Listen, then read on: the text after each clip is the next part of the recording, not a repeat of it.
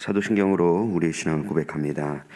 나는 전능하신 아버지 하나님 천지의 창조주를 믿습니다. 나는 그의 유일하신 아들 우리 주 예수 그리스도를 믿습니다. 그는 성령으로 잉태되어 동정녀 마리아에게서 나시고 본디오 빌라도에게 고난을 받아 십자가에 못 박혀 죽으시고 장사된 지 사흘 만에 죽은 자 가운데서 하늘에 오르시어 전능하신 아버지 하나님 우편에 앉아 계시다가 거기로부터 살아있는 자와 죽은 자를 심판하러 오십니다. 나는 성령을 믿으며 거룩한 공교회와 성도의 교제와 죄를 용서받는 것과 몸의 부활과 영생을 믿습니다. 아멘. 우리 찬송가 70장 찬양하겠습니다. 찬송가 70장 피난처 있으니 함께 찬양하겠습니다.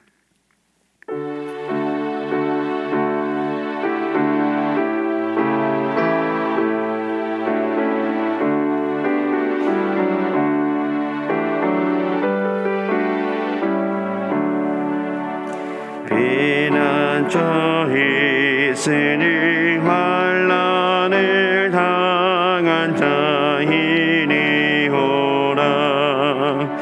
땅들이 변하고 물결이 일어나 산 위에 넘치네 드는 없지 않네. 이방이 떠들고 나라들 모여서 진동하나. 우리 주 목소리 한 번만 바라면 천하의 모든 것 망하겠네. 만일 주 하나님 우리를 도우니 피난처요. 세상에 난리를 그치게 하시니 세상의 장검이 쓸데없네. 높으신 하나님 우리를 구하니 할렐루야. 괴로움이 심하고 환난이 극하나 피난처 되시는 주 하나님. 아멘. 오늘 우리에게 주신 하나님 말씀은 전도서 9장 11절에서 18절까지 말씀입니다. 성경 말씀 전도서 9장 11절에서 18절까지 말씀입니다. 전도서 9장 11절에서 18절까지 말씀 한 절씩 교독하신 후에 마지막 절은 합독하겠습니다.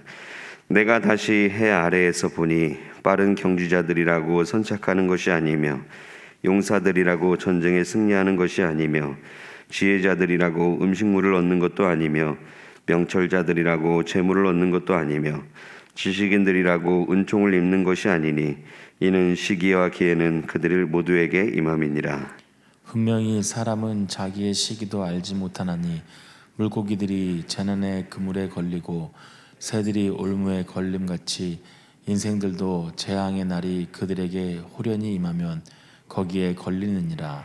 내가 또 해 아래에서 지혜를 보고 내가 크게 여긴 것이 이러하니 많지 아니한 어떤 성읍에 큰 왕이 와서 그것을 에워싸고 큰 흉벽을 쌓고 치고자 할 때에 그 성읍 가운데에 가난한 지혜자가 있어서 그의 지혜로 그 성읍을 건진 그것이라. 그러나 그 가난한 자를 기억하는 사람이 없었도다. 그러므로 내가 이르기를 지혜가 힘보다 나으나 가난한 자의 지혜가 멸시를 받고 그의 말들을 사람들이 듣지 아니한다 하였노라. 조용히 들리는 지혜자들의 말들이 우매한 자들을 다스리는 자의 호령보다 나으니라. 지혜가 무기보다 나으니라. 그러나 죄인 한 사람이 많은 선을 무너지게 하느니라. 아멘. 기도하겠습니다. 살아계신 하나님 아버지 은혜를 감사합니다.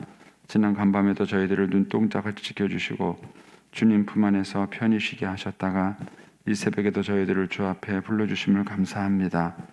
물을 떠난 고기가 살 수 없음과 같이 저희가 주의 은혜가 없이는 한순간도 살 수 없음을 고백합니다.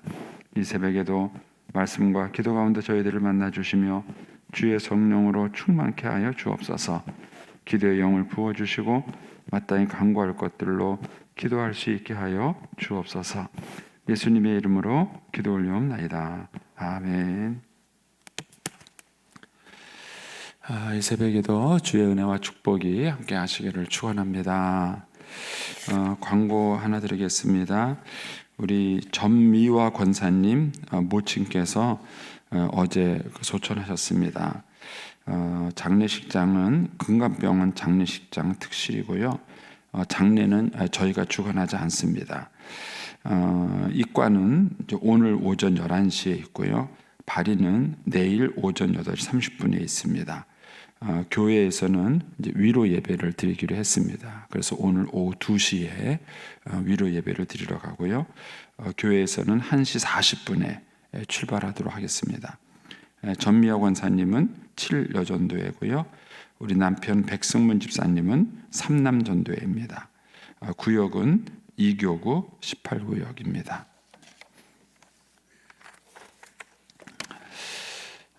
이 이제 전도서 기자는 이제 인생을 이렇게 쭉 관찰하고 살피면서 이제 그 속에서 이제 지혜를 발견하기도 하고 또 이제 그 속에서 동시에 인생이 참 얼마나 헛된가 하는 것들을 이제 발견하기도 합니다. 이 두 가지가 다 어떤 면에서는 인생의 지혜라고 할 수 있겠습니다.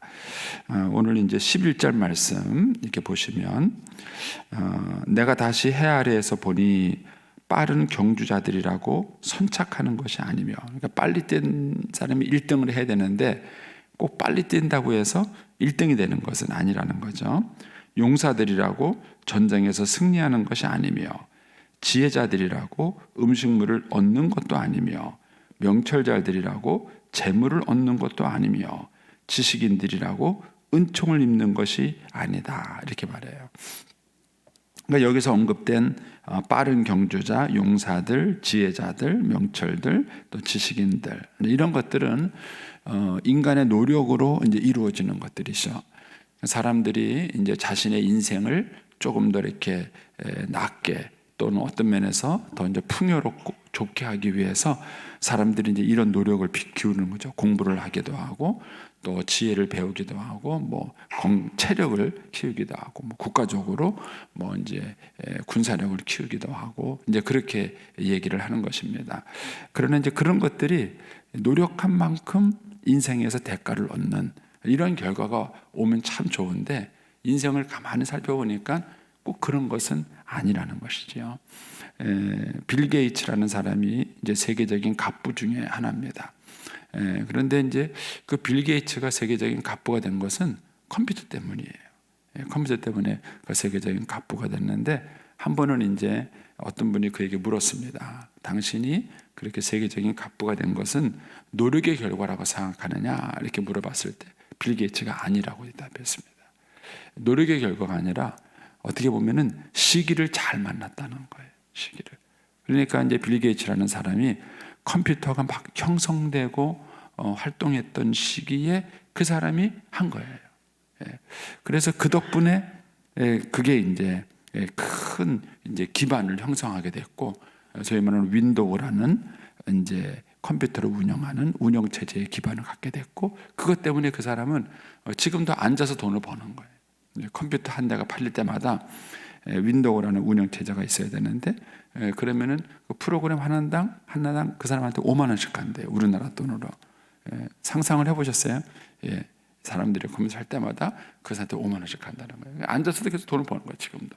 그래서 그러니까는 그 사람이 어마어마한 부자가 된 것은 노력으로 된 것이 아니라 어떻게 보면은 세상 말로 운이 좋은 거예요. 시기를 잘 타고 나서 그 시기에 그렇게 된 것이죠. 우리나라에도 안철수 씨가 계신데 원래 안철수 씨가 의과대학을 나왔어요. 의사인 거 아시죠? 근데 그분이 사실은 안철수 연구소라고 바이러스 프로그램으로 유명한 사람입니다. 저가 컴퓨터를 한창 배울 때, 이제 컴퓨터 초기에 배울 때 안철수 씨가 그 소위 말하는 V3라는 백신 프로그램을 그가 개발해서 사실은 무료로 뿌렸어요. 왜냐니까 대학생 때 컴퓨터를 좋아했어요. 의과대학을 공부하면서도 컴퓨터를 좋아해서 그거 가지고 이제 백신 프로그램을 만들어가지고 사람들한테 무료로 이렇게 뿌렸던 것입니다. 그게 지금 기반이 돼가지고 지금은 이제 바이러스를 막아주는 백신 프로그램이 없으면은 컴퓨터를 운영할 수가 없어요. 그분도 그것으로 인해서 버는 돈이 지금도 엄청난 거예요. 그런데 그 시기에 그 사람이 태어나서 그걸 했기 때문에 그렇지. 지금 이제 후발지자로 나오는 백신 회사들이 많이 있어요. 컴퓨터 백신 회사들이. 그런데 안철수 씨만큼 따라잡지 못하는 거예요. 그런데 그거는 단순히 노력만 갖고 되는 것이 아니라 어떤 때와 시기가 거기에 잘 맞은 거예요. 그래서 거기 11절 끝부분에 보면은 이는 시기와 기회는 그들 모두에게 임함이라. 이 시기와 기회가 그들의 삶을 사실 결정하는 것이지 노력만 갖고는 안 된다는 거예요. 노력만 갖고는 안 된다는 거예요. 그래서 이제 사람들이 살아가는 동안에 이제 이런 일을 겪다 보니까 뭐 이제 비관주의에 빠지기도 하고 뭐 인생이라는 게 별거 있냐, 그냥 뭐 즐겁게 사는 게 최고다 막 그러면서 이제 낙관주의에 빠지기도 하고 뭐 운명론에 빠지기도 하고 그러는 거예요. 그러니까 해 아래 살아가는 인간의 삶의 모습을 가지고는 우리가 완벽한 답을 얻을 수가 없어요. 이것이 인생이다 이렇게 말할 수가 없는 것이 인생의 모습이라는 것을 지금 얘기하고 있는 것입니다. 거기에다가 이제 12절에 보면은 분명히 사람은 자기의 시기도 알지 못하나니 물고기들이 제날에 그물에 걸리고 새들이 오무에 걸린 것 같이 인생들도 재앙의 날에 그들에게 호련히 임하면 거기에 걸리느니라 그래요. 제가 이제 이민교회 목회하시는 목사님한테 얘기를 들었는데 그 목사님이 이제 자기 교회에서 그분 있는 거예요. 미국에 이민 가가지고 얼마나 힘들겠어요. 그러니까는 새로운 낯선 지역에 가고 거기서 이제 소위 말하는 이제 밑바닥 인생부터 시작을 하는 거예요. 그래서 한국 사람들이 주로 이제 세탁소 뭐 이런 거를 하지 않으면은 하여튼 이제 어려운 이 하층민들의 일을 한국 사람들이 해요. 그러니까 이제 그 미국 사회에 살아남기 위해서 막 쭉 하고 일을 하는 거예요. 24시간 거의 뭐 잠자는 시간 빼놓고는 뭐 그 일을 한다 그래요. 그래서 이제 쭉 일을 해가지고 이제 미국 사회에서 돈을 좀 벌고 좀 생활이 안정이 된 거예요. 딱 안정이 돼서 살만한데 털커덕 암에 걸린 거예요. 털커덕 암에 걸린 거예요. 그러니까 이제 그분이 그러더래요.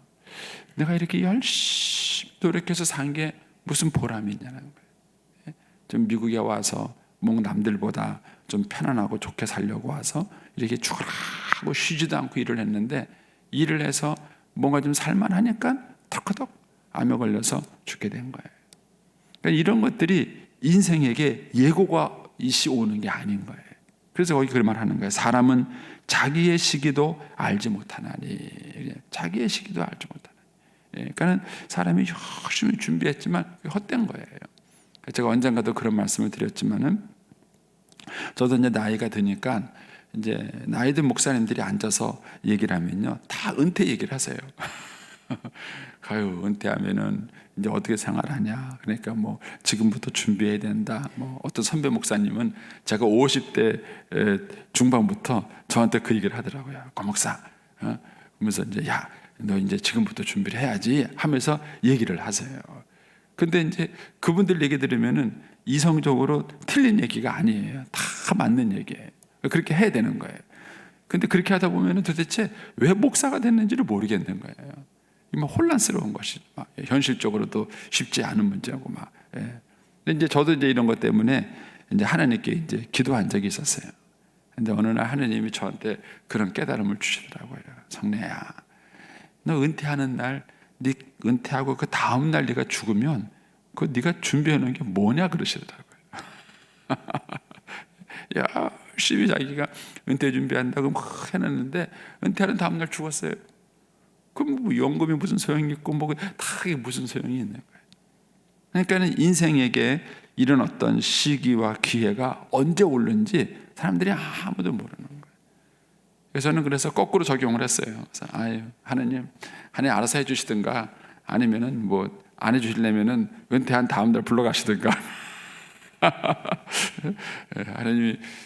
하나님 알아서 하세요. 이제 그런 기도를 드린 적이 있었는데, 그러니까 이제 우리가 인생을 살아가면서 시기와 기회라는 게 언제 올지 우리는 아무도 모르는 거예요.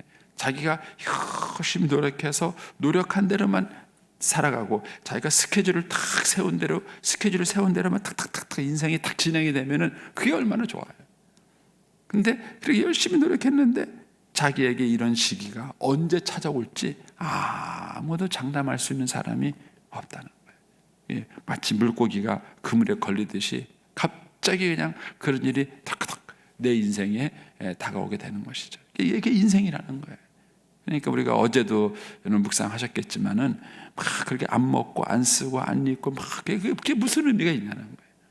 해 아래 부부가 행복하게 사는 거, 그리고 가끔씩 좋은 옷도 입고 좋은 음식도 먹는 거, 그게 하나님이 우리 인간에게 주시는 복이지. 그걸 그냥 안 먹고 안 쓰고 안 하고 막 이렇게 살아가봤자 그것도 별거 없다. 이런 이제 인생에 대한 얘기를 하는 것이죠.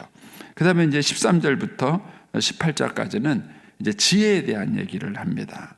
그런데 이 지혜도 참 또 허무하게 만드는 거예요. 자, 첫 번째 사건은 뭐냐 하면은 13절입니다.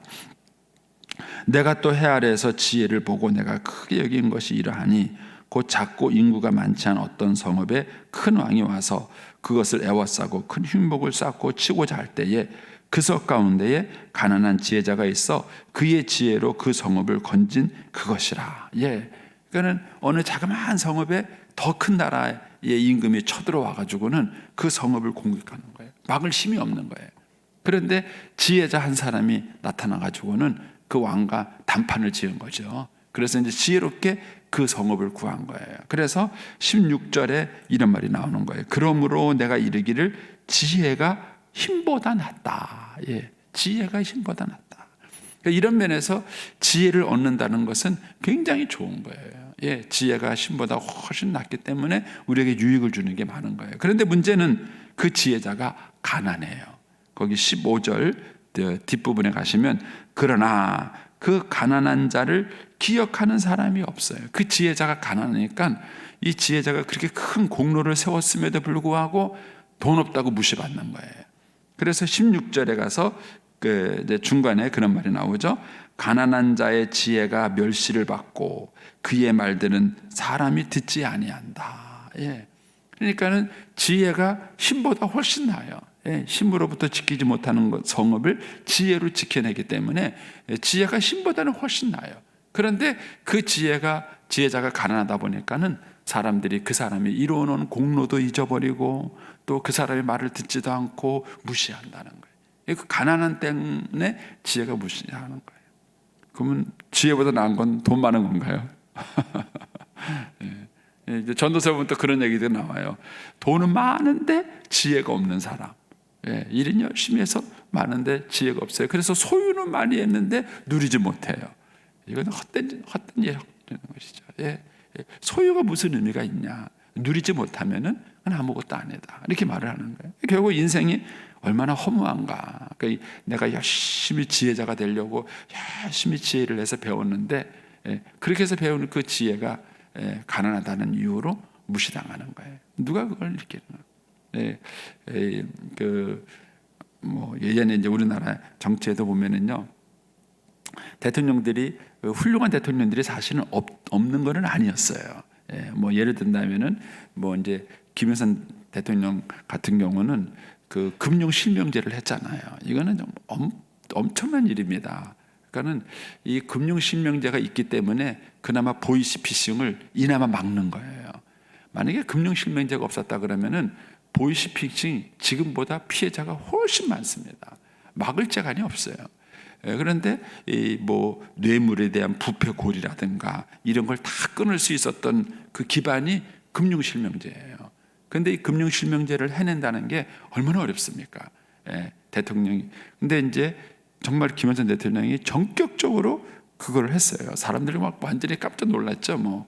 그래가지고 우리나라의 이 외국에도 금융실명제를 못하는 나라가 많아요. 근데도 우리나라가 이 금융실명제를 해낸 거예요. 이게 얼마나 그 우리 사회를 투명하게 만들고 경제적으로 성장하는데 큰 역할을 했습니다. 근데 그런 분이 퇴임 때 IMF 사건에 걸렸잖아요. IMF 사건에 딱 걸리니까 그분이 했던 모든 공로는 아무도 기억을 안 해요. 오직 IMF 사건 하나만 기억을 하는 거예요. 죽일 놈 살릴 놈 막 그러는 거예요. 그분이 부임 임기 초기에는 제가 제 기억에 96%인가까지 그 지지율이 올라갔어요. 그거는 뭐 민주국가에서 그거는 거의 그럴 수 없는 거죠. 민주국가에서 그렇다는 거는 거의 뭐 공산주의나 마찬가지할 만큼 끌어올렸었는데 딱 퇴임할 때 IMF 사건 터지니까는요, 그분이 나라를 위해서 그렇게 훌륭한 일을 했다고 아무도 기억을 안 해주는 거예요. 권력에서 떠나니까 아무것도 아닌 거예요. 아무것도. 그러니까 인생이라는 것이 참 그런 것 같아요. 대단한 무슨 일을 이렇게 하는 것처럼 보여질지 모르겠지만 가난하니까 그 지혜자가 기억도 안 된다는 거예요. 그러면서 또 17절에 가서 그런 얘기를 해요. 조용히 들리는 지혜자의 말들이 우매자들의 다스리는 자의 호령보다는 나아요. 조용한 것과 호령과 비교를 하고 있죠. 큰 소리 치는 것보다 지혜자가 작은 얘기하는 게 훨씬 힘이 있다는 거예요. 그런데 지혜가 무기보다는 낫다. 그러나 죄인 한 사람이 많은 선을 무너지게 하느니라. 제가 어떤 선배 목사님한테 그런 얘기를 들어요. 교회 가서 열심히 목회를 해서 그 교회를 크게 부흥시킨 거예요. 그러고 난 다음에 은퇴하면서 후임자에게 이제 그 교회가 넘어간 거죠. 근데 그 후임자가 목회를 열심히 잘 못한 거예요. 그래가지고 그 목사님이 크게 부흥시켜 놓은 교회를 세상 말로 다 말아먹었어요. 그래가지고는 뭐 교회가 쪼개지고 뭐 교인들 떠나고 막 그래가지고 막 형편없이 된 거예요.